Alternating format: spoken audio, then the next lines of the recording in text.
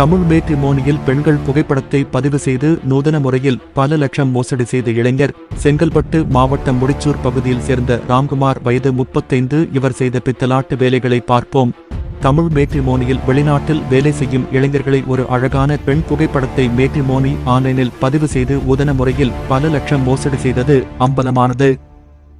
முடிச்சூர் பகுதியில் வசித்து வந்த ராம்குமார் எப்படி மாதம் பல லட்சம் சம்பாதிப்பது என பல யூடியூப் சேனல்களை பார்த்து சகித்து போய் இருந்த நிலையில் தனக்கு பெண்கள் ஜாடையில் போல் சிறப்பாக பேச தெரிவதால் தமிழ் மேட்ரிமோனியில் ஐஸ்வர்யா என்ற ஒரு அக்கவுண்டை புதியதாக பதிவு செய்து அழகான பெண் புகைப்படத்தை அப்லோடு செய்து டிசிஸ் நிறுவனத்தின் மேலாளராகவும் பல்வேறு முக்கிய தனியார் நிறுவனங்களின் HR ராகவும் வேலை பார்த்தது போல் பதிவு செய்து உள்ளார்.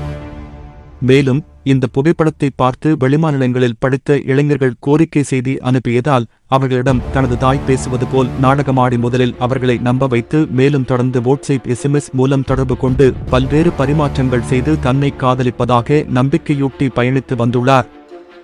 ஒரு கட்டத்தில் ஐஸ்வர்யாவுக்கு டெல்லியில் பல லட்சம் ரூபாய் சம்பளத்தில் வேலை கிடைத்ததாகவும் கூறி நம்ப வைத்துள்ளார். மேலும் அந்த நேரத்தில் தனது அப்பா இறந்துவிட்டார் என்றும் பொய்யாக கூறி நான் படிக்கச் செல்ல வேண்டும், இல்லை என்றால் என் வாழ்க்கை இதோடு முடிந்துவிடும் என்று பணம் கேட்க களத்தில் இறங்கியுள்ளார். தன் காதலி படித்து ஆகஸ்ட் வேண்டும் என்று வசமாக மாட்டிக்கொண்ட இளைஞர்கள் மாறி மாறி 1 லட்சம் என்று பல லட்சங்களை அனுப்பி வைக்க ஆரம்பித்துள்ளார்கள். இதில் பல ரகரங்களை சேர்த்துள்ளார். மேலும் ஒரு இளைஞர் இந்த மேட்ரிமோனி ஐடியை தொடர்ந்து கண்காணித்து வந்ததில் சந்தேகம் அடைந்து முதலில் அப்பா உடல்நிலை பாதிப்பால் மருத்துவமனையில் அனுமதிக்கப்பட்டதாக குறிப்பிட்டதைக் கண்டு எந்த மருத்துவமனை என்பது அறிந்து அந்த பெண்ணுக்கு தெரியாமல் நேரடியாக செல்லலாம் என்று சென்றுள்ளார்.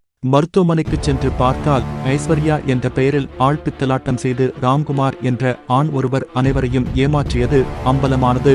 ஏமாற்றிய குடும்பத்தினரை சைபர் கிரைம் மூலம் நடவடிக்கை எடுத்து பாதிக்கப்பட்டவரின் பணத்தை மீட்டு தருமாறு கோரிக்கை வைத்துள்ளனர்.